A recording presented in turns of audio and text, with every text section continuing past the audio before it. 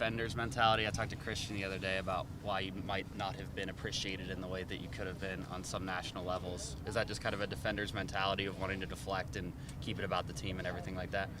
I don't know if that's every defender, but that's kind of how I go about it. I don't know. I just don't. I'm not super comfortable talking about myself. Rather, I think it means more when other people talk about you. You know? For sure.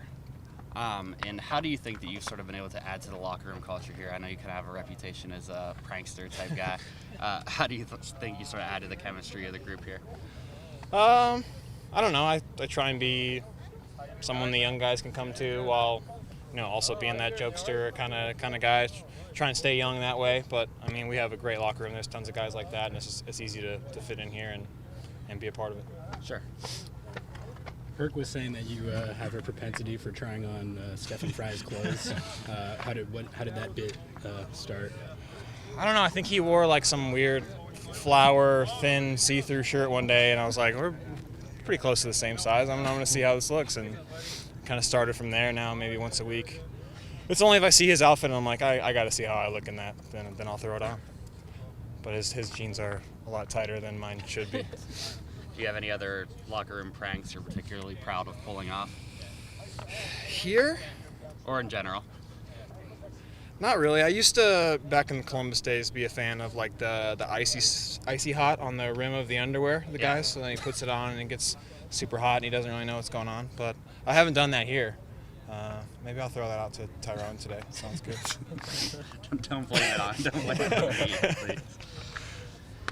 Chad, can you point to a specific point in the season where you really felt like things were starting to go your guys' way? No, I think if I had to pick one, I'd probably go with the Orlando game.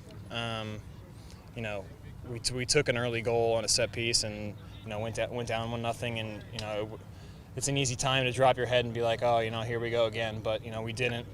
We kept fighting and pulled out a great result down there. And I think that was kind of the start of our okay, you could see all the pieces coming together. That was one of Nico's first games, and Jordan and Clint were combining well, and it was just fun to watch. I think that I'd probably pick that point as the start for us.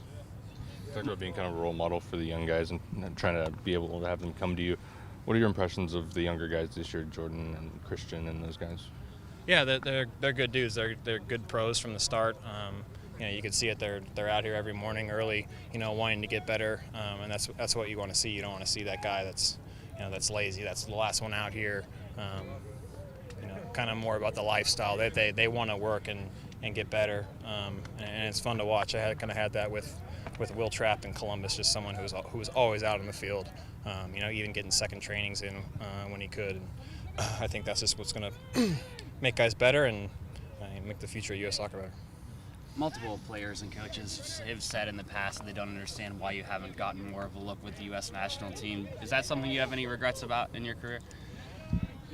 Yeah, I think when I look back at my career, when I'm done, it's definitely something that I wish I had a bigger role in U.S. soccer. But that being said, I kind of over talking about the U.S. soccer thing. It's been 7 years, kind of beating a dead horse, and yeah, I'm just done talking about it.